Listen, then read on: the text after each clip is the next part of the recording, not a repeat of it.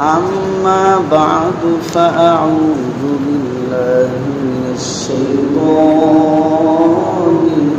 الرجيم بسم الله الرحمن الرحيم قل إن كنتم تحبون الله فاتبعوني يحببكم الله ويغفر لكم ذنوبكم والله غفور رحيم.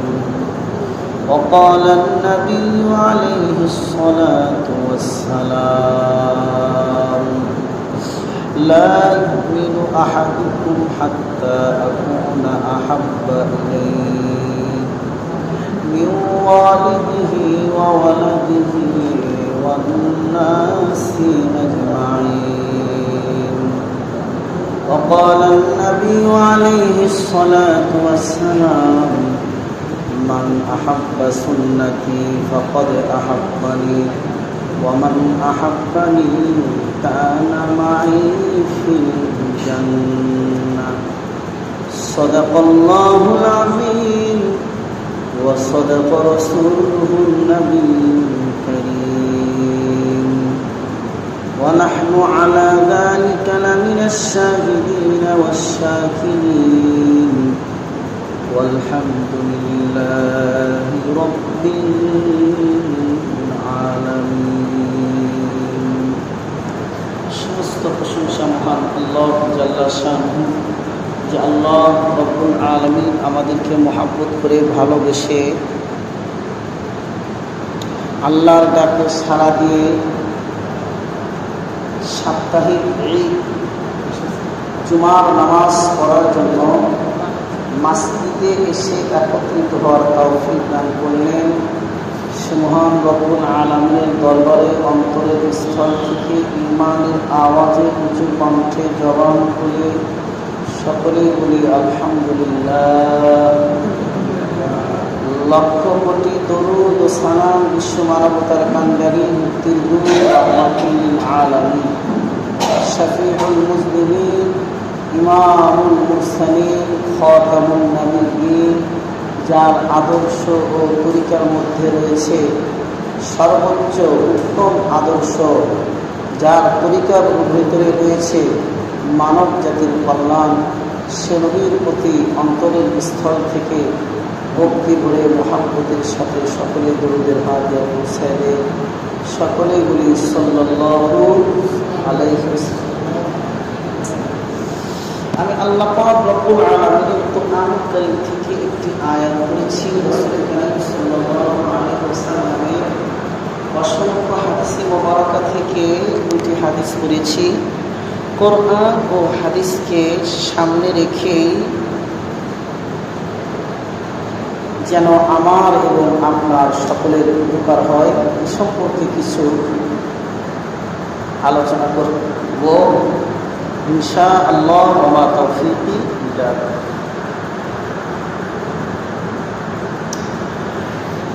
আলোচনা করার পূর্বে একটা কথা বলতে চাই, যে কথাটা আল্লাহ পাক রব্বুল আলামিন কোরআন কারীমের ভিতরে বলেছেন, হাদিসের ভিতরে বলেছেন, বিভিন্ন ইতিহাসের ভিতরেও পাই, বিভিন্ন কিতাবাদের ভিতরেও পাওয়া যায় যে মুহাম্মদুর রাসূলুল্লাহ সাল্লাল্লাহু আলাইহি ওয়াসাল্লামের মর্যাদা সমস্ত সৃষ্টির চেয়ে সর্বপ্রথম পর্যায়ে, অর্থাৎ আল্লাহর পরেই যার সবচেয়ে বেশি উঁচু মর্যাদা তিনি হলেন মুহাম্মদুর রাসূলুল্লাহ সাল্লাল্লাহু আলাইহি ওয়াসাল্লাম। মুহাম্মদ সাল্লাল্লাহু আলাইহি ওয়াসাল্লাম এমন একজন দামি নবী, মুহাম্মদ সাল্লাল্লাহু আলাইহি ওয়াসাল্লাম এমন একজন দামি নবী যে নবীর কথা আল্লাহ পাক রব্বুল আলামিন কোরআন কারীমের ভিতরে বলেছেন রাহমাতুল লিল আলামিন। মুহাম্মদ সাল্লাল্লাহু আলাইহি ওয়াসাল্লাম এমন একজন দামি নবী যে নবীর চরিত্রকে সর্বোৎকৃষ্ট চরিত্র আল্লাহ বলেছেন, ওয়া ইন্নাকা লাআলা খুলুকিন আযীম। মুহাম্মদ সাল্লাল্লাহু আলাইহি ওয়াসাল্লাম এমন একজন দামি নবী, যে নবীর কথা আল্লাহ পাক রব্বুল আলামিন পিতা আদম আলাইহিস সালাম থেকে নিয়ে কিয়ামত পর্যন্ত যে নবীর কথা সমস্ত কিতাবের ভিতরে ছিল, অর্থাৎ আদম আলাইহিস সালাম থেকে নিয়ে শেষ কিতাব কুরআনুল কারীম পর্যন্ত আল্লাহ পাক রব্বুল আলামিন সমস্ত আসমানি কিতাবের ভিতরে যে নবীর কথা বলেছেন, মুহাম্মদ সাল্লাল্লাহু আলাইহি ওয়াসাল্লাম এমন নবী, যে নবীর উম্মত হওয়ার জন্য পিতা আদম পয়গম্বর থেকে নিয়ে মুহাম্মদ সাল্লাল্লাহু আলাইহি সাল্লামের উম্মতের আগ পর্যন্ত সমস্ত পয়গম্বর ও সমস্ত নবী পর্যন্ত এই পয়গম্বরের উম্মত হওয়ার জন্য আল্লাহ পাক রব্বুল আলামিনের কাছে দরখাস্ত করেছেন। আল্লাহ পাক রব্বুল আলামিন নিজের শানে ব্যবহার করলেন রব্বুল আলামিন, আর তার বন্ধুর শানে হাবিবুল্লাহ ব্যবহার করে হাবিবুল্লাহর শানে ব্যবহার করলেন রাহমাতুল লিল আলামিন। নবী এমন একজন দামি নবী, যেই নবীর সুপারিশ ব্যতীত পরকালের জগতে আল্লাহ পাক রব্বুল আলামিন বিচারের কাজ শুরু করবেন না, বিচারের কাজ শুরু করবেন না। মুহাম্মদ সাল্লাল্লাহু আলাইহি সাল্লাম এমন একজন দামি নবী, যে নবীকে যদি কেউ স্বপ্নে যুগে দেখে তো তার জন্য ওই ব্যক্তির জন্য জাহান্নামের আগুন হারাম হয়ে যায়। এমন একজন দামি নবী, যে নবীকে যে সচক্ষে দেখেছে আল্লাহ পাক রব্বুল আলামিন তাকে সাহাবীর মর্যাদা দিয়েছেন। সাহাবীর এমন দাম, নবী করিম সাল্লাল্লাহু আলাইহি সাল্লামকে স্বপ্নে যুগে দেখলে চোখের গুনাহ আল্লাহ তার জন্য জাহান্নামের আগুন হারাম করে দেয়। আর যদি ঈমানের সাথে যারা দেখেছে আল্লাহ পাক রব্বুল আলামিন তাদের সাহাবীদের মর্যাদা দান করেছেন। আর একজন সাহাবীর এত দাম যে কিয়ামতের সমস্ত কিয়ামত পর্যন্ত উম্মতে মুহাম্মাদে যদি এক পাল্লায় রাখা হয় আর একজন সাহাবীকে যদি এক পাল্লায় রাখা হয়, তাহলে বিশ্বনবী মুহাম্মদ সাল্লাল্লাহু আলাইহি সাল্লামের সহবতে থাকার কারণে, শুধুমাত্র চোখ দিয়ে দেখার কারণে এত দাম হয়ে গেছে যে সমস্ত উম্মতের চেয়ে একজন সাহাবীর দাম বেড়ে গেছে। সুবহানাল্লাহ, এত দামি একজন নবী, এমন একজন দামি নবী আল্লাহ আমাদেরকে বিনা দরখাস্তে দান করেছেন। সমস্ত নবী পয়গম্বর ও উম্মত তার উম্মতরা আল্লাহর কাছে দরখাস্ত করেছিলেন। আল্লাহ পাক রব্বুল আলামিন শুধুমাত্র হযরত ঈসা পয়গম্বরের দরখাস্ত আল্লাহ কবুল করেছেন। তিনি এই জামানায় আসবেন, নতুন নবী হয়ে আসবেন না, তিনি এই উম্মতে মুহাম্মাদীর উম্মত হয়ে আসবেন। এসে কোরআন ও হাদিস অনুযায়ী আমল করবেন। আমাদের তার মৃত হওয়ার পরে আমাদেরকে যেরকম বিসমিল্লাহি ওয়া ফি সাবিলিল্লাহি ওয়া আলা মিল্লাতি রাসূলিল্লাহি যেভাবে বলা হয়, সুন্নাত তরিকায় যেভাবে কবরে রাখা হয় তাকেও সেভাবে রাখা হয়, তাকেও সেভাবে রাখা হবে। প্রত্যেকটি ক্ষেত্রেও তিনি বিশ্বনবী মুহাম্মদ সাল্লাল্লাহু আলাইহি সাল্লামের অনুকরণ করবেন। মুহাম্মদ সাল্লাল্লাহু আলাইহি সাল্লাম এমন একজন দামি নবী যে বড় বড় ফেরেশতা যে চারজন আছে সমস্ত ফেরেশতার চেয়েও তিনি দামি। যে ফেরেশতারা কখনো গুনাহ করে না, গুনার চিন্তাও করে না, এদের চেয়েও বড় বড় ফেরেশতা জিবরিল আমিন, মিকাইল আমিন, ইসরাফিল আলাইহিস সালাম, আজরাইল আলাইহিস সালাম, এই যে বড় বড় ফেরেশতা আছে এদের চেয়েও আমাদের নবী বড় দাম। এত দামি নবীকে আমরা বিনা দরখাস্তে পেয়েছি। আমরা কি কেউ আল্লাহর কাছে দরখাস্ত করেছিলাম, মালিক আপনি আমাদেরকে বিশ্বনবীর শেষ উম্মত, শেষ পয়গম্বরের উম্মত বানাবেন? এই কথাকে আমরা কখন দরখাস্ত করেছিলাম? আপনারা জানেন গারে হেরায় একটা সাপ ছিল, সাপ। এই ঘটনাটা আল্লামা সুয়ুতী রহমাতুল্লাহ আলাইহি তার কিতাবের ভিতরে লিখছেন। এই সাপটা ছিল হাওয়ারি, হযরত ঈসা পয়গম্বরের জামানার উম্মতদেরকে হাওয়ারি,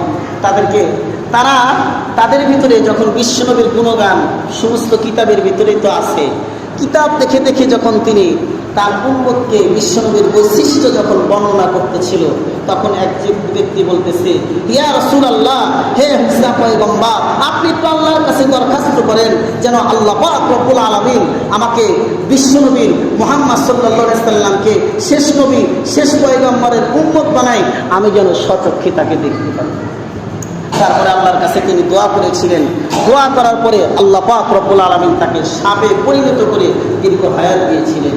এই সাপ ওই গারে হেরার ভিতরে বিশ্বনবীকে দেখার জন্য বলেছিলেন। এই জায়গা দিয়েই বিশ্বনবীকে বেঈমানরা যখন মক্কায় যখন তারপরে নির্যাতন করবে, জুলেমের যখন সর্বোচ্চ স্তর যখন বেরিয়ে যাবে, সর্বোচ্চ স্তর যখন বিশ্বনবীর উপরে জুলুম করবে, তখন মুহাম্মদ সাল্লাল্লাহু আলাইহি সাল্লাম এই গারে হেরা দিয়ে এখান দিয়েই তিনি সফর করে এখান দিয়েই তিনি মদিনা শরীফে চলে যাবেন। এ কথা হযরত ঈসা পয়গম্বরের কিতাবের ভিতরে ছিল, জাবুর নাকি কিতাব, ইনজিল কিতাবের ভিতরে ছিল। সেই কথা অনুপাতে সাপটি কোথায় ছিলেন? গারে হেরায় ছিলেন। ঘটনা আপনাদের জানা আছে। তো আমাদের নবীর এত দাম, যে নবীর জন্য কুল কায়নাতের সব কিছুই পাগল, কিন্তু দুঃখের বিষয় আমরা বিশ্বনবী মুহাম্মদ সাল্লাল্লাহু আলাইহি সাল্লামের উম্মত হয়েছি বিনা দরখাস্তে। আমরা কিন্তু বিশ্বনবীর পাগল নাই বললেই চলে। যেই নবীর এত দাম, যে নবীর প্রতি স্বয়ং আল্লাহ দরুদ করে। হিসাব করছেন? একটা মানুষের প্রতি আল্লাহ দরুদ করে, এটা সাধারণ কিছু মনে করতেছেন? যিনি কুল কায়নাতের সব কিছুর স্রষ্টা, যিনি সব কিছুর মালিক, এমন একজন প্রভু যিনি মুহাম্মদ সাল্লাল্লাহু আলাইহি সাল্লামের উপরে দরুদ করেন। ইন্নাল্লাহা ওয়া মালাইকাতাহু, শুধু তিনি না, ফেরেশতারাও করেন। কুল কায়নাতের সব কিছুই মুহাম্মদ সাল্লাল্লাহু আলাইহি সাল্লামকে মহব্বত করে। বিভিন্ন ইতিহাসের ভিতরে পাওয়া যায়, গাছ গাছালি পশু পাখি পর্যন্ত মুহাম্মদ সাল্লাল্লাহু আলাইহি সাল্লামকে ভালোবাসার জহির প্রকাশ করেছে। এরকম বিভিন্ন ইতিহাসের ভিতরে পাওয়া যায়। কিন্তু দুঃখের বিষয়, আজকে আমরা বিনা দরখাস্তে এত বড় একজন নবীকে পাইলাম, কিন্তু আমাদের ভিতরে মুহাম্মদ সাল্লাল্লাহু আলাইহি সাল্লামের মহব্বত নাই বললেই চলে। যদি মহব্বত থাকতো তাহলে কিন্তু এখন কিন্তু খেলা চলতেছে না? কি খেলা চলতেছে?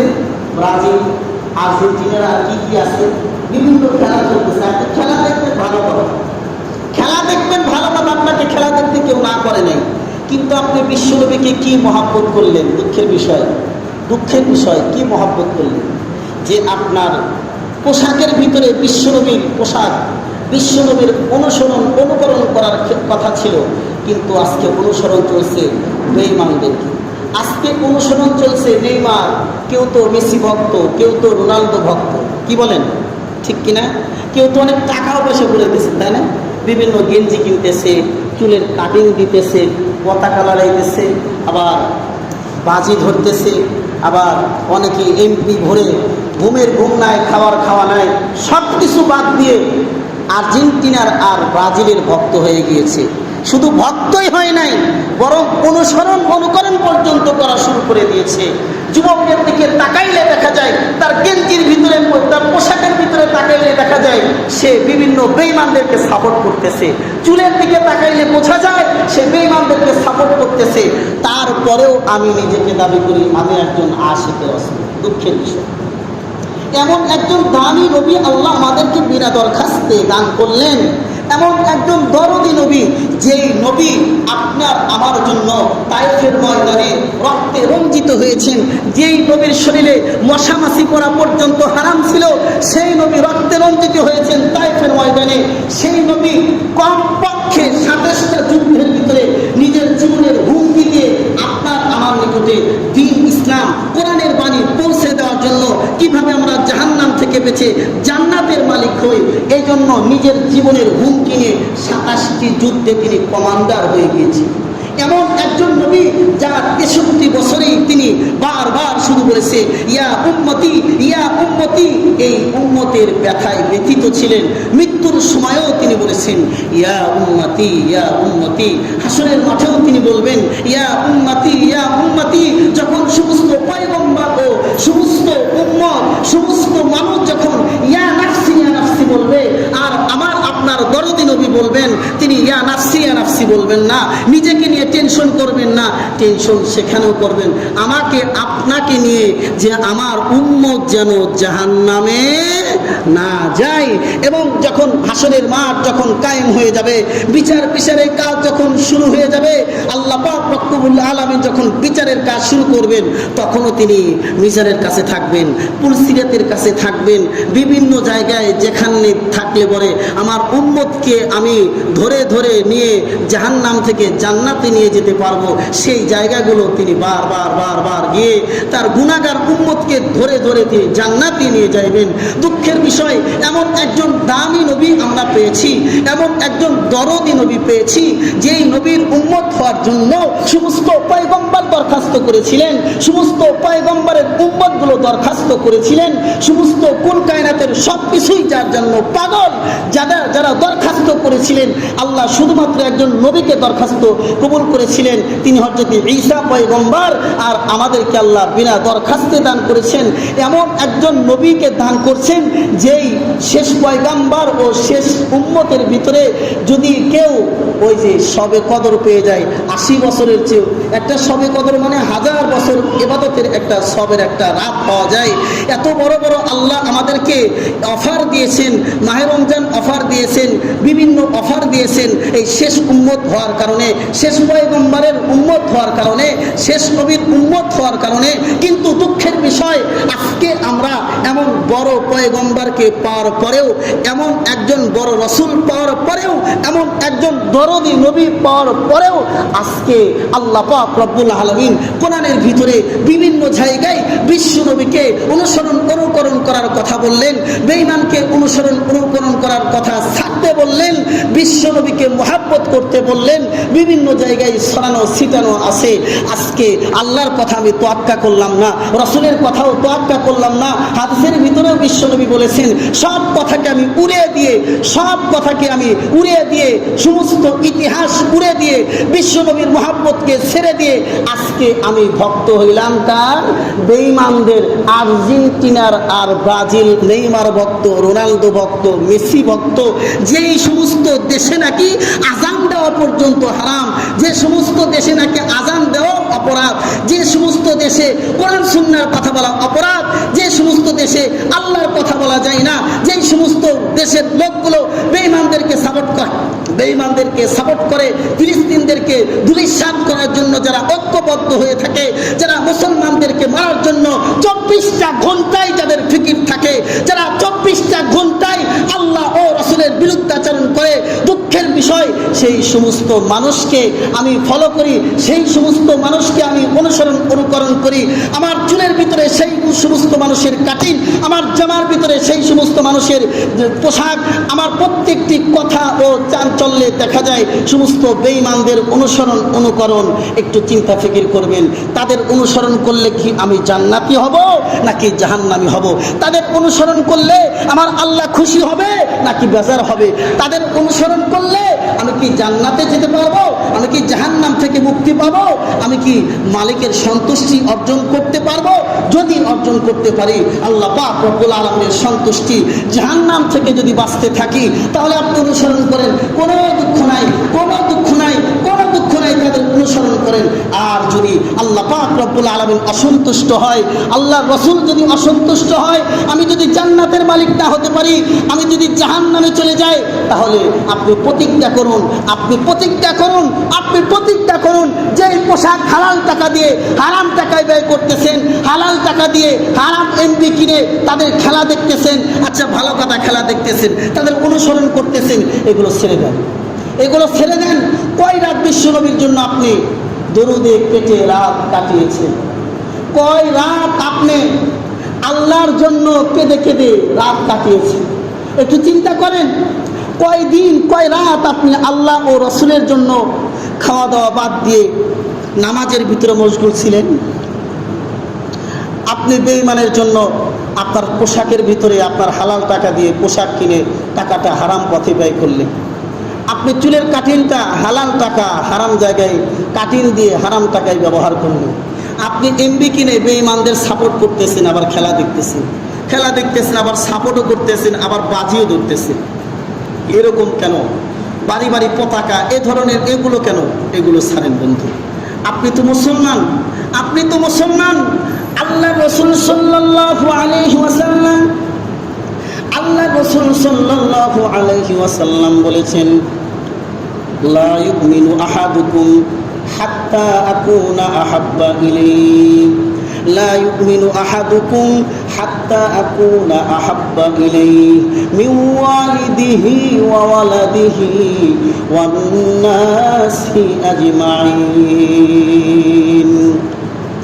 আল্লাহ রাসূল সাল্লাল্লাহু আলাইহি ওয়াসাল্লাম হাদিসের ভিতরে বলেছেন, লা ইউমিনু আহাদুকুম, কোন আল্লাহর বান্দা মুমিন হতে পারবে না, ইমানদার খাঁটি ইমানদার বান্দা হতে পারবে না, হাত্তা আকুনা আহাব্বা ইলাইহি মিন ওয়ালিদিহি ওয়া ওয়ালাদিহি ওয়ান নাসি আজমাইন। আল্লাহ রাসূল বলেন, যতক্ষণ পর্যন্ত কোনো আল্লাহর বান্দা বা বান্দি আমি মুহাম্মদ সাল্লাল্লাহু আলাইহি ওয়াসাল্লামকে নিজের জানের চেয়ে, প্রাণের চেয়ে, নিজের সন্তানাদির চেয়ে, সব কিছুর চেয়ে আমি নবীকে সব কিছুর চেয়ে যতক্ষণ পর্যন্ত কেউ মহাব্বত করতে পারবে না, ততক্ষণ পর্যন্ত কেউ খাঁটি মুমিন হতে পারবে না। চিন্তা করছেন? ওমরে ফারুক রাদিয়াল্লাহু তাআলা আনহুকে বললেন, ওমর, তুমি আমাকে আমি মুহাম্মদ সাল্লাল্লাহু আলাইহি ওয়াসাল্লামকে তুমি কেমন মহব্বত করো? ওমর বলতেছে, ইয়া রাসূলুল্লাহ, আমি আপনাকে আমার জীবনের চেয়ে, জানের চেয়ে, প্রাণের চেয়ে সবচেয়ে বেশি মহব্বত করি। আল্লাহ রাসূল ওমরকে বললেন, ওমর, তুমি এখনো পর্যন্ত খাঁটি মুমিন হতে পারো নাই। খাঁটি মুমিন যদি হতে চাও, আমি নবীকে সব কিছুর চেয়ে তোমাকে বেশি মহব্বত করতে হবে। কিছুক্ষণ নীরবতা অবলম্বন করে ওমর বললেন, ওমরে ফারুক রাদিয়াল্লাহু তাআলা আনহু বললেন, ইয়া রাসূলুল্লাহ, এখন আমি নিজের জানের চেয়ে, প্রাণের চেয়ে, সব কিছুর চেয়ে আমি আপনাকে মহব্বত করি ইয়া রাসূলুল্লাহ। আল্লাহ রাসূল বললেন, ওমর, তুমি এখন খাঁটি মুমিন ও ঈমানদার বান্দা হয়েছ। আল্লাহ রাসূল হাদিসের ভিতরে বলেছেন, মান আহাব্বা সুন্নতি ফাকাদ আহাব্বানি ওয়া মান আহাব্বানি কানা মাই ফিল জান্নাহ। আল্লাহ রাসূল বলেছেন যে আমার সুন্নাতের অনুকরণ করে, মহব্বত করে, অনুকরণ কর, ফাকাদ আহাব্বানি, সে যেন আমি নবীকে মহব্বত করল। যে আমি ওমান আহাব্বানি, যে আমি নবীকে মহব্বত করলো, ভালোবাসলো, কানা মাই ফিল জান্নাহ, সে ব্যক্তি বা বান্দি বা বান্দা আমি নবীর সাথে জান্নাতের ভিতরে থাকবে। আল্লাহর রাসূল আরেকটা হাদিসের ভিতরে বলেছেন, কি বলেছেন? আল্লাহর রাসূল বলেছেন, মান আহাব্বা সুন্নতি ওয়া সুন্নাতিল খুলাফাইর রাশিদিন ওয়াল মাহদিন। আরেকটা হাদিসের ভিতরে আল্লাহর রাসূল বলেছেন, মান তাশাব্বাহা বিকওমিন ফাহুয়া মিন। আমি নবীর সুন্নাতকে ভালোবেসে অনুকরণ করলে, আমি নবীকে যেরকম ভালোবাসা হয়, আমি নবীকে ভালোবাসলে যেরকম হাসরের মাঠে তোমরা আমার সাথেই তোমরা উঠবা, ঠিক তেমনি ভাবে যদি বেঈমানের সাপোর্ট করা হয়, যারা বিশ্বনবীর অনুকরণ করে না, 24টা ঘন্টায় আল্লাহ ও রাসূলের বিরুদ্ধাচরণ করে, যুবকের শরীরের দিকে, পোশাকের দিকে তাকাইলে বোঝা যায়, যুবকের পোশাকের দিকে তাকাইলে দেখা যায় সে নেইমার ভক্ত, মেসি ভক্ত, রোনালদো ভক্ত, বিভিন্ন বেঈমানকে ভক্ত হয়ে আছে। বিভিন্ন বেঈমানের পোশাকে পোশাক, বিভিন্ন বেঈমানকে অনুসরণ করে চুলের কাটিং। মুসলমান আল্লাহর গোলাম, এই হাদিসটা নিয়ে একটু ফিকির করবেন। মান তাশাব্বাহা বিকওমিন ফাহুয়া মিন। আল্লাহ রাসূল বলছেন যে ব্যক্তি যার সাদৃশ্য অবলম্বন করবে, হাসরের মাঠে এসে তার সাথেই তার হাসর নাসর হবে। আমি যদি ফেরাউনের অনুসরণ করি, ফেরাউনের সাথে আমি হাসরের মাঠে উঠব। ফেরাউনের আকীদায় যদি আমি আকীদা রাখি, ফেরাউন যেখানে যাবে আমাকেও কিন্তু সেখানে যেতে হবে, ঠিক কিনা বলেন? তাহলে আমি মেসি ভক্ত হইলাম, রোনালদো ভক্ত হইলাম, নেইমার ভক্ত হইলাম, তাদের অনুকরণ করলাম। এই মৃত্যুর তো কোনো গ্যারান্টি নেই, যখন তখন মৃত্যু হতে পারে। প্রত্যেকদিন পত্রিকায় লাশ, প্রত্যেকদিন ফজরের নামাজের পরে কেউ বলে আমার মা নাই, কেউ বলে আমার বাবা নাই, কেউ বলে আমার সন্তান নাই, কেউ বলে আমার বন্ধু নাই, কেউ বিভিন্ন মানুষের বিভিন্ন অভিযোগে কান্দে। কেন কান্দে? তার আপনজন দুনিয়া থেকে চলে গেছে। এই পত্রিকায় দেখলাম 2-3 দিন আগে, পত্রিকায় দেখলাম যে তারা কোথায় যেতেছে, বিমানবন্দরে যাওয়ার পূর্বে বাসে অ্যাক্সিডেন্ট হয়ে তারা মারা গেল। এই সেদিন পত্রিকায় দেখলাম যুবক, বিভিন্নভাবে যুবক মারা যাইতেছে, বিভিন্নভাবে বিভিন্ন মানুষ মারা যাইতেছে। আমি যদি বেঈমানকে অনুকরণ অবস্থায় যদি আমার মৃত্যু হয়ে যায়, আমি আল্লাহর কাছে কি জবাব দেব, ঠিক কিনা বলেন? আল্লাহ পাক রব্বুল আলামিন কোরআনের ভিতরে বলেছেন, কুল ইন কুনতুম তুহিব্বুনাল্লাহ, নবী আমার বলে দেন, যদি আল্লাহর বান্দা বা বান্দি যদি আমাকে মহব্বত করতে চায়, আমি আল্লাহকে খুশি করতে চাই, আমি আল্লাহকে যদি খুশি করতে চাই, নেইমারের ভক্ত হইলে আমি আল্লাহ খুশি হব না, মেসির ভক্ত হইলে সমস্ত প্রকার বেঈমানের আদর্শে আদর্শিত হইলে আমি আল্লাহ খুশি হব। সমস্ত বেঈমানের আদর্শ না লাকাদ কানা লাকুম ফীহিম উসওয়াতুন হাসানাহ, আল্লাহ পাক বলেন সমস্ত বেঈমানের আদর্শ না পাক, একমাত্র বিশ্ব নবীর আদর্শ হলো পাক। এজন্য আল্লাহ পাক রব্বুল আলামিন বলতেছেন, যদি আমি আল্লাহকে ভালোবাসতে চাও, জাহান্নাম থেকে যদি মুক্তি পেতে চাও, জান্নাতের মালিক হতে চাও, বেঈমানদের অনুকরণ করলে আমি আল্লাহকে খুশি করতে পারবা না। বেঈমানদের কথা অনুযায়ী বেঈমানদের সাপোর্ট করলে তোমরা আমি আল্লাহকে পাইবা। আমি আল্লাহকে যদি পেতে চাও, ফাত্তাবিউনি ইউহিব্বুকুমুল্লাহ, বিশ্বনবীর অনুকরণ করলে আমি আল্লাহ, ইউহিব্বুকুমুল্লাহ, আমি আল্লাহ তোমাদের প্রতি খুশি হয়ে যাব। আর একটু জোরে বলেন সুবহানাল্লাহ। বলেন ওয়া ইয়াগফির লাকুম যুনুবাকুম, আল্লাহ পাক বলেন যদি নবীকে তোমরা অনুকরণ করো, মহব্বত করো, আমি আল্লাহ তোমার জীবনের তামাম গুনাহ আমি আল্লাহ ক্ষমা করে দিব। আল্লাহু গফুরুর রহিম।